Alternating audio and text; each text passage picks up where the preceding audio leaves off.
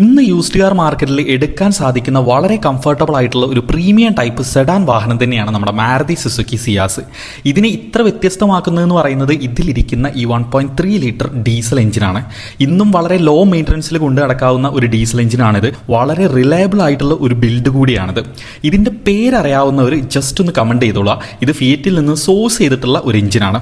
സിയാസിന്റെ മറ്റൊരു പ്രത്യേകത എന്ന് പറയുന്നത് ഇതിന്റെ റൈഡിംഗ് പോസ്ചറാണ്. ഇനിയിപ്പോൾ റയർ സീറ്റിലേക്ക് വരികയാണെന്നുണ്ടെങ്കിലും വളരെ കംഫർട്ടബിൾ ആയിട്ട് ലോങ് റൈഡിലേക്കൊക്കെ യൂസ് ചെയ്യാൻ പറ്റുന്ന ഒരു വാഹനം തന്നെയാണ് നമ്മുടെ സിയാസ് എന്ന് പറയുന്നത്. അതുകൊണ്ടൊക്കെ തന്നെയാണ് ഇന്നും പലരുടെയും ഫേവറേറ്റ് സെഡാൻ വാഹനം തന്നെയാണ് മാരുതി സുസുക്കി സിയാസ്.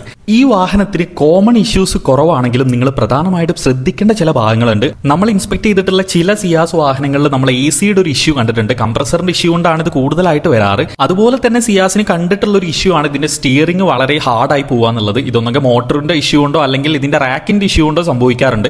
ഇതൊന്ന് ക്രോസ് ചെക്ക് ചെയ്യുന്നത് വളരെയധികം നന്നായിരിക്കും. അതുപോലെ തന്നെ ശ്രദ്ധിക്കേണ്ട ഒരു കാര്യമാണ് കറക്റ്റ് ഒരു OBD സ്കാനിങ് ചെയ്യുക. കാരണം ഇലക്ട്രിക്കൽ സൈഡിൽ ഇഷ്യൂസും ഇതിന്റെ കസ്റ്റമേഴ്സ് പറഞ്ഞു കേൾക്കാറുള്ള ഇഷ്യൂസ് ആണ്.